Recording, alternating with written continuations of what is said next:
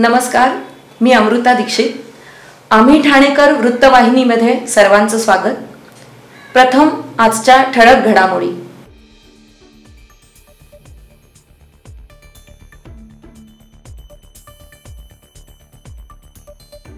तारवडवली उड्डाण पुलाचा पहिला टप्पा आजपासून वाहतुकीसाठी खुला झाला असून आज ठाणे जिल्ह्यातील एका महत्त्वाच्या पायाभूत प्रकल्पाच्या पहिल्या टप्प्याचे लोकार्पण मंत्री प्रताप सरनाईक यांच्या हस्ते पार पडले. हा फार मोठ्या प्रमाणात वाहतुकीच्या माध्यमातून सर्वसामान्यांना त्रास देणारा रस्ता बनलेला आहे.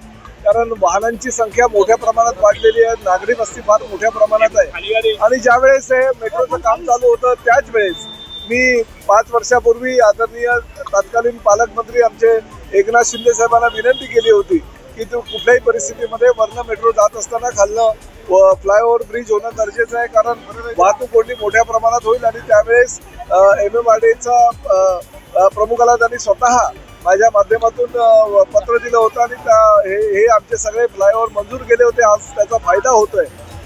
फ्लायओव्हर ही कासारवडवलीच्या एका बाजूची लेन आज आम्ही चालू केलेली आहे. पुढल्या 2 ते 3 महिन्यामध्ये दुसरी लेन आम्ही चालू करू. त्यामुळे घोडबंदर रोडला जी वाहतूक कोंडी होते ते वाहतूक कोंडी कमी होण्यास फार मोठ्या प्रमाणात फरक पडणार आहे.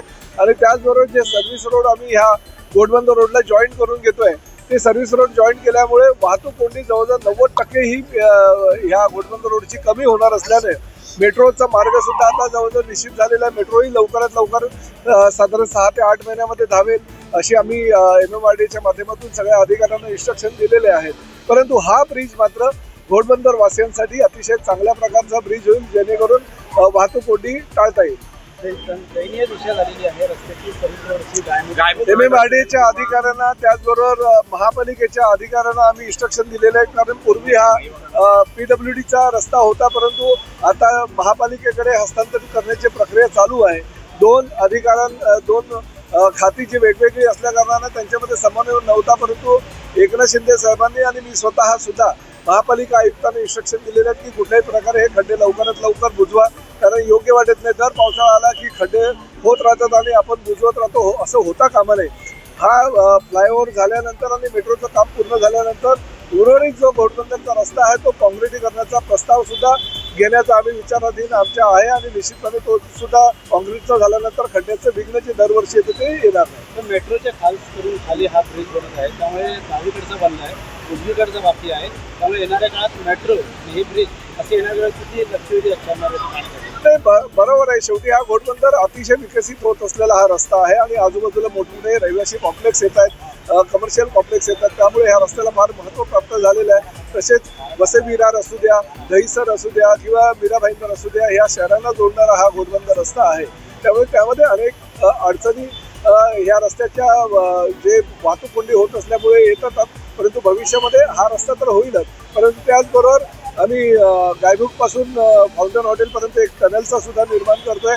आणि या टनल झाल्यानंतर दुसरा बोरिवली टनल झाल्यानंतर वाहतूक कोंडी बऱ्याच अंशी कमी होईल किंवा संपेल असं आमचं मत.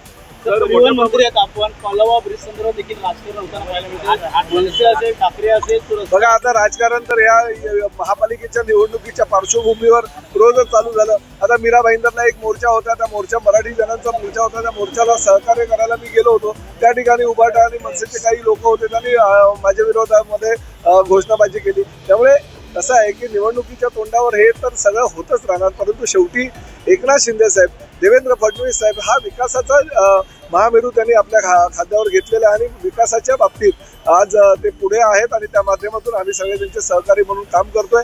त्यांना आंदोलनाशिवाय किंवा घोषणाबाजी करण्याशिवाय दुसरं काही येत नाही. मनसे असू द्या, उभाटा असू द्या, त्यांना भविष्यामध्ये सुद्धा महापालिकेच्या निवडणुका झाल्यानंतर विरोधी पक्षाचे सदस्य म्हणून अशाच प्रकारची भूमिका त्यांना घ्यावी लागणार. त्यांना मी शुभेच्छा. ठाकरे गटाचे माजी खासदार राजेश विचारेंनी तुमची राजीनाम्याची मागणी केलेली आहे. तुमच्यावरती बॉटल देखील भिरकवलेले आहेत, मात्र चपलेने अक्कलपट्टी करा असं देखील त्यांनी आता वक्तव्य केलं. राजेश विचारेंना सर्वसामान्य जनतेनं चप्पल काय त्यांच्या अंगावरच्या सगळ्या कपड्यांविषयी हकालपट्टी केलेली आहे. लोकसभेच्या निवडणुकीला त्यांना प्रचंड मोठ्या प्रमाणात आमचे नरेश मस्केनी पराभूत केलेलं आणि तेव्हापासून त्यांचं मन चलबिचल झालेलं आहे. कोणाविषयी काय बोलावं हे त्यांना कळत नाही.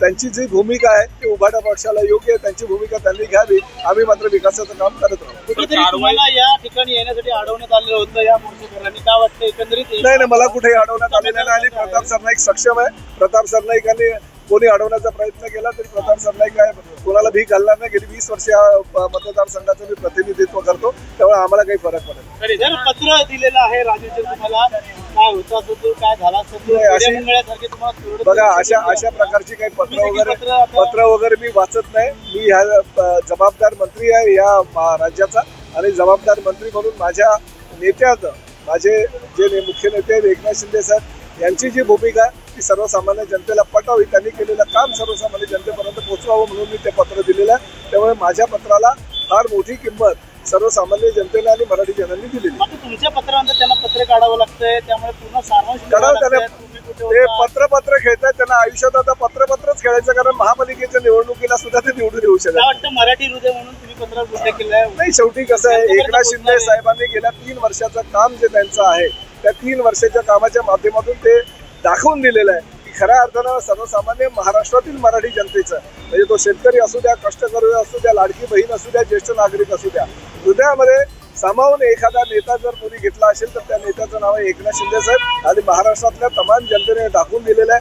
80 जागा आम्ही मागितल्या होत्या, त्या 80 जागा आम्ही लढून 60 जागा जर जिंकलो तर याचा अर्थ मराठी मनांच्या हृदयामध्ये कोणाचं नाव बसलेलं आहे, त्या एकमेव नेत्याचं नाव आहे एकनाथ शिंदे.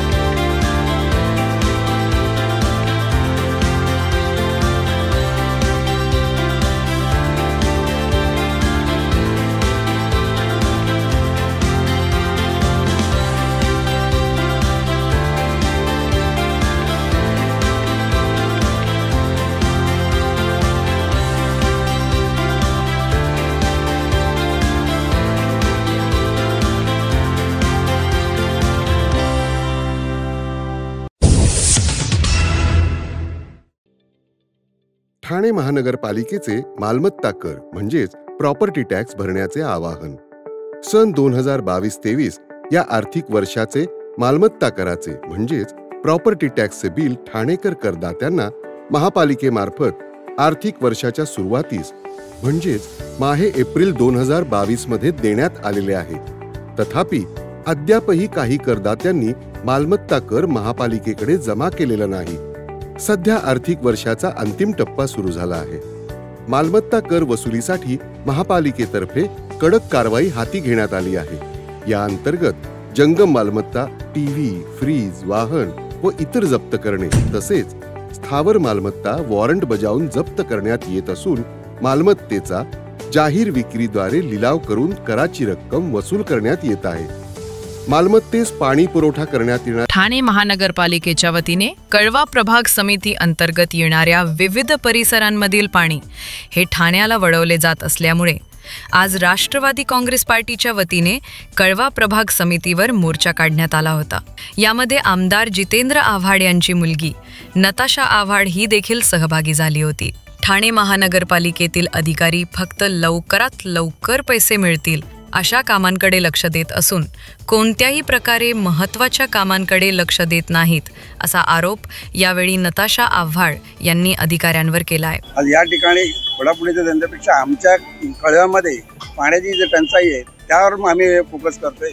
आज गेले कित्येक वर्ष आव्हाड साहेब सांगत होते की आम्हाला डॅम द्या, धरण द्या, पण गेले कित्येक वर्ष ओरड करून सुद्धा महापालिकेने किंवा सत्ताधाऱ्यांनी याचा कधी विचार केला नाही. आज तो विचार करायला हवा. वाटल्यास काहीतरी स्कीम करून धरण कसं बांधता येईल, जसं आम्हाला मेट्रोचे पैसे लावतात नवीन बांधकामाला, तसे तुम्ही धरणाचे पैसे लावा आणि पैसे वसूल करा आणि एक धरण तयार करा. लोकही एक शेअर्स बनवून काढून देऊ शकतात. पण पाण्याचा मूळ प्रॉब्लेम आहे तो आमचा जून मे मध्ये पाणी असताना जूनमध्ये पाणी का गायब झालं? कारण मे महिन्यात फुल पाणी होतं, कारण जूनमध्ये जो आमचा पाणी आहे तो ठाण्याकडे वळवला गेलेला आहे. आमचं स्टेमचं जो पाणी तर ठाण्याला पुरवठा आणि जो MIDCचे एकच टाकी, त्या एका टाकीचं पाणी पुरवठा आमच्या कळेभागात किती होणार आहे, याचा विचार करून आयुक्तांनी करायला हवा आणि पाण्याचं नियोजन करायला पाहिजे. पाण्याचे नियोजन केले नक्कीच कळायला पाणी मिळेल असं माझी आशा आहे. राष्ट्रवादी काँग्रेस पार्टी लोकांच्या हितासाठी नेहमी मोर्चा काढत असतं. मग तो पाण्याचा प्रश्न असू दे, तो लाईटचा प्रश्न असू दे, तो खराब रस्त्यांचा असू दे किंवा अजून कसला असू दे, आम्हाला फक्त लोकांचं हित बघायचं असतं. यात कुठचंही राजकारण नाही. पक्ष म्हणून आमच्या पक्षाची ती भूमिका आहे, आमच्या नेत्यांची ती भूमिका आहे की सर्वप्रथम लोकांना ज्या सुविधा आहेत त्या महापालिकेने दिल्या पाहिजेत. आणि आजच्या वेळेला तुम्ही बघितलं तर महापालिकेचे अधिकारी, सगळे अधिकारी, अख्खी महापालिका निष्क्रिय झालेली आहे. त्यांच्या, मी कालच आपल्याला सांगितलं, त्यांच्या डोळ्यावर एक वेगळ्या प्रकारची पट्टी बांधलेली आहे, पैसा नावाची पट्टी बांधलेली आहे. त्याच्या पुढे काय दिसत नाही. हे पाणी जातंय कुठे? शहरामध्ये जे RMC प्लांट्स अनधिकृत चालतात, मोठमोठे टॉवर्स चालू आहेत, मोठ्या बिल्डिंग चालू आहेत, ठाणे शहरामध्ये अनधिकृत बांधकामं चालू आहेत, ह्यांना पाणी जातंय. त्यामुळे लोकांना पाणी पिण्याचं काय यांना पडलेलं नाही. लोक यांना काय देणार? फक्त बिलं भरणार. पण त्यांना हे माहीत नाही, लोक जी टॅक्स भरतात, जी बिलं भरतात त्याच्यावरच तुमचे पगार चालतात. ही लोक ज्या दिवशी उठाव होऊन बंद करतील ना, त्या दिवशी अधिकाऱ्यांनो तुम्हाला खुर्ची सोडून जायला लागेल. ही मला त्यांना एक कळकळीची मागणी आहे की आता तरी सुधरा. अजून वेळ गेलेली नाहीये. लोकांना न्याय द्या. लोकांना ज्या मूलभूत सेवा द्यायच्या आहेत या द्या, नाही तर तुम्हाला 100% खुर्ची सोडून पळून जायला लागेल. यांचे धंदेच आहेत ना, अनधिकृत बांधकामांना अभय देणं, त्यांना लाईट, पाणी, रस्ते, सगळ्या गोष्टी पुरवणं, हे यांचे धंदेच आहेत. आणि ह्याच्यासाठी या सर्वसामान्य लोकांचे हाल होत आहेत. बाकी काय नाहीये. आमची काय मोरड आहे, पण त्या काय डोळ्याला पट्टी, आयुक्तांसकट सगळे अधिकारी डोळ्याला पट्टी लावून बसलेत. आज आम्हाला एक खंत वाटतं, ही मागणी करताना आम्हाला पाणी द्या. पण ह्या ठाणे शहराचे एकनाथजी शिंदे हे मुख्यमंत्री होऊन गेलेत आणि मला ते आता ते परत मुख्यमंत्री, उपमुख्यमंत्री आहेत. यांच्या सुद्धा या गोष्टी लक्षात येत नाहीत. का लक्षात येत नाहीत? का जाणून बुजून डोळे झाप करायची? याची कुठेतरी ह्या गोष्टी त्यांच्यापर्यंत पोचल्या पाहिजेत. या मोर्चा ह्याच्यासाठी आम्ही काढतोय. आमची खंत आहे, हे ठाणे महानगरपालिकेचे आयुक्त आहेत, दुसऱ्या माळ्यावर पट्टी बांधून, धुत्तर रस्त्याची पट्टी आहे ना तशी पट्टी बांधून बसलेत. यांना ठाणे शहरातलं काही कळत नाही. ते रोज घोडबंदरला येतात. घोडबंदरला त्याला महापालिकेत यायला किती तास चालतात, यांना काही नाही, पट्टीच बांधलेली. ठाणे शहरात काय चाललंय ते. माझं एक ठाणे शहराच्या आयुक्तांना आव्हान आहे की ती पट्टी उघडा आणि नीट पहा काय चालू आहे या ठाणे शहरात, लोकांचे किती हाल चालू होते. नमस्कार रसिको. मी 1968 साली कोल्हापूरहून लग्न होऊन ठाण्याला आले आणि आल्या क्षणापासून ठाण्याची झाले. कारण ठाणे हे गावच तसं अतिशय सुरेख असं होतं. खरं सांगायचं तर त्यावेळेला ठाण्यात हे माझं गाव, माझं सासर एवढंच बघण्याची भावना होती. परंतु हळूहळू मी इथं माझ्या नृत्यकलेचा प्रवास चालू केला आणि ठाण्याने मला इतकं प्रेम दिलं. ठाण्यातल्या सर्व थरातल्या म्हणजे संस्थांनी, नाट्यसंस्था, नृत्यसंस्था, सगळ्यांच्याकडून मला भरभरून प्रेम मिळालं. आणि मला एक कला उपासक असून मला गुरुचं स्थान दिलं. आज ठाण्यात जवळजवळ 15 माझ्या विद्यार्थिनी नृत्य क्षेत्रामध्ये अतिशय अप्रतिम असं कार्य करत आहेत. त्यांच्या संस्था आहेत त्या प्रतिथेयश होत आहेत. आणि गडकरी रंगायतन, काशीनाथ घाणेकर नाट्यगृह अशा सुरेख नाट्यगृहांमुळे ह्या कलाकारांना अतिशय चांगली संधी पण मिळते. ठाण्याचं पहिलं नाव श्री स्थानक. श्री म्हणजे समृद्धी, श्रीमंती, सर्वांगीण विकास. आज ठाणं जे सर्वार्थाने वाढलेलं आहे आणि त्याचं मला असं वाटतं की कौपिनेश्वराचा आशीर्वाद आणि सर्व राजकीय पुढाऱ्यांचं ठाण्याला मिळत असलेलं प्रेम. तर मला असं वाटतं की ज्या ठाण्याला पुष्कळ तळी आहेत, अनेक तलाव आहेत आणि त्यामुळे ठाणं हे जीवनदायी आहे, तर इथल्या सर्व कलाकारांनी आणि समाजसेवकांनी आपलं जीवन ठाण्याच्या उत्कर्षासाठी पुढे वाहावं, द्यावं, कार्य करावं आणि तसे ते देतही आहेत. आणि ठाण्याचा विकास श्रीस्थानक ह्या नावाप्रमाणे सर्वार्थाने समृद्ध व्हावा, कारण आम्ही आहोत ठाणेकर, आम्ही ठाणेकर. आणि ह्या आम्ही ठाण्यातल्या सर्वांनी मिळून प्रत्येक मी माझ्यासारखा ठाणेकर एकत्र झाला तर ठाणं अधिकाधिक उज्ज्वल होईल, यात शंकाच नाही. धन्यवाद.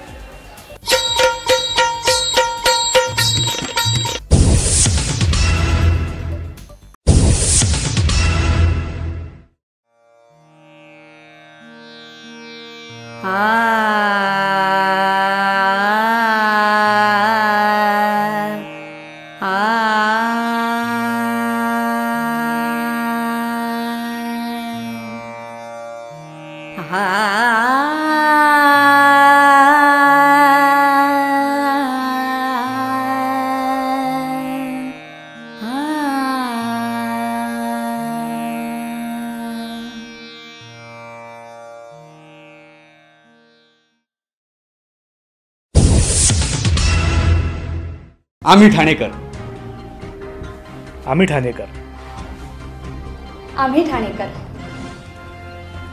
आम्ही ठाणेकर. होय, ठाण्यात आम्हाला अभिमान आहे आणि होय आम्ही ठाणेकर.